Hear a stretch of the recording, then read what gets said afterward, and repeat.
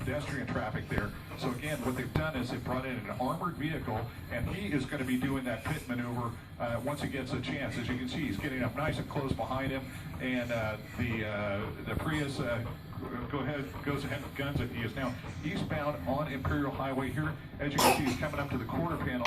That's what we expect he's going to do. He's going to come up alongside of it and try and spin it around and get it going the opposite direction, which will shut down the forward speed of that vehicle. So we're going to try and stay with this.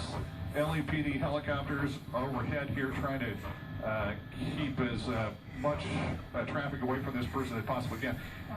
And he knows it's coming. You can see he's making some evasive moves to keep his car close to the traffic so that that armored vehicle can't get up on his left side.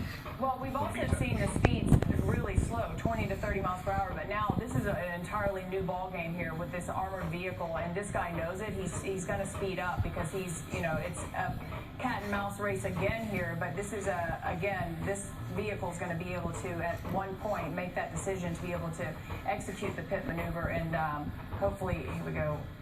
Oh. That's right. Yeah, it does appear that he knows what's up. It's almost as if he knows that this is going to be happening. So he's speeding up and trying to maneuver away from the vehicle that may hit him. If we pull out just a little bit, you can see that there's going to be two more armored vehicles behind that one. So if one doesn't get it, the other ones will. Yeah. Maneuvering through, going a little bit more faster than he has before, keeping his speed up, keeping right alongside those vehicles so that the pursuing vehicle can't get up on his left quarter panel. Darren, tell us about this armored vehicle. You've seen these armored vehicles clearly, it's getting so close there. Okay, very close. Do they have like one of those barriers in the front on these vehicles that makes it easier to ram the car that they're trying to do the pit maneuver on, or is this just a straight up like Ford Explorer? It looks as though this is a little bit more than just your average SUV. There we go. There it goes, spinning around there. Okay, and there he's going to hit him. They hit him there, and they've got him pinned. Okay, and this is where it gets scary, though, because especially if this guy is armored, it has a gun. Well, he's got his hand, at least one hand out of the window. You can see the car behind him backing off. They're blocking in the door on the driver's side. These are SWAT members that are coming out the top now. They've got a rifle trained on the driver. We saw his hand come out. You can see a K9 unit coming around to the right in case he decides something silly and he's going to run. The dog's ready to track him down. I don't think he's going to be able to run because they rammed his door there. As long as he has both of his arms up, let's hope, and his head out. You can see his head out with one or both arms up. That would be the smart move.